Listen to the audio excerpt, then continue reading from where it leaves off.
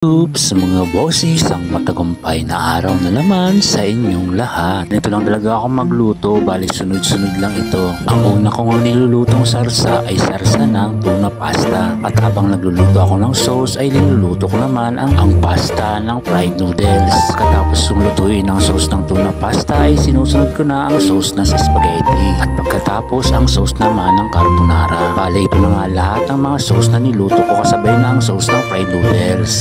Handa ko na nga lahat ng mga sauce ay pinirito ko na ang mga kailangan para sa silog katulad nga ng hotdog, ham, burger patty at saka yung butido at saka yung longganisa. Medyo matrabaho nga rin ang pagluluto ng mga pritong ito kasi nga kailangan mo talagang bantayan para hindi masunog. Followers pala na gusto magpa-shoutout, mag-comment lang po kayo sa baba at isa-shoutout ko po kayo sa susunod na video ko. Papasalamat nga pala ako sa lahat ng mga sumusuporta sa akin. Unang-una nga sa mga customer ko na laging bumibili ng mga paninda namin. At pangalawa sa mga followers ko. At sumunod sa mga kapwa ko content creator. At sa mga kaibigan ko rin na laging naandyan na sumuporta sa akin. Magpapasalamat din ako sa mga laging nagre-react ng mga post ko. At syempre sa mga laging nagko-comment. At yung mga lagi talagang nagsishare ng video ko. Maraming salamat po sa kayo sa mga dahilan kung bakit sinisipagan ko talaga lagi ang gumawa ng mga video at content. Kaya maraming salamat po talaga sa inyong lahat. Mas the best talaga kayo. Mga bossing, baka pwede nyo akong bigyan ng tips kung saang lugar o barangay dito sa Gubat gumawa ng magandang content. Yung may magandang view sana. Kaya kung may mga negosyo kayo o tindahan, pwede po kayong magpagawa sa akin ng content. I-vlog po natin yung pwesto nyo kung saang lugar yan para may promote natin dito sa mga suki natin at mabisita rin ang iyong pwesto. Huwag po kayong mag-alala, libre lang po ang pag-promote ko dito. Minsan kasi may nag-e-sponsor lang talaga. Plano ko nga talaga sana magpa-food feeding sa lahat ng barangay nga dito sa Gubat. Kaya lang kailangan natin makalikom ng pondo. Baka may mga gustong mag-sponsor sa inyo para sa mga pa-food feeding natin dito sa bayan natin sa Gubat. Uunahin natin ang mga paaralan, kinder at saka elementary. Matagal ko na nga gustong gawin yan kaso nga ay wala pa tayong pondo. Pero kung swertein tayo dito sa pag-vlog, ay gagawin ko talaga agad-agad yan. Pera lang talaga ang kailangan natin para magawa yan. Yun talaga ang pinakakailangan natin. Kaya sana matuloy itong planong ito. Kailangan ko talaga ang suporta ninyo. May isa nga rin tayong kababayan na gustong gumawa rin ng ganito. Sabi nga niya kapag mayroon ng budget ay diretso na nga talaga namin ang pagpa-food feeding. Gustong gusto rin niya kasing tumulong sa mga kabarangay na. Isa siya sa mga kagawa dito sa bayan ng Gubat. Support nyo kami mga boss. Dito na lang po muna. Maraming salamat po sa panunood. Huwag kalimutan mag-follow,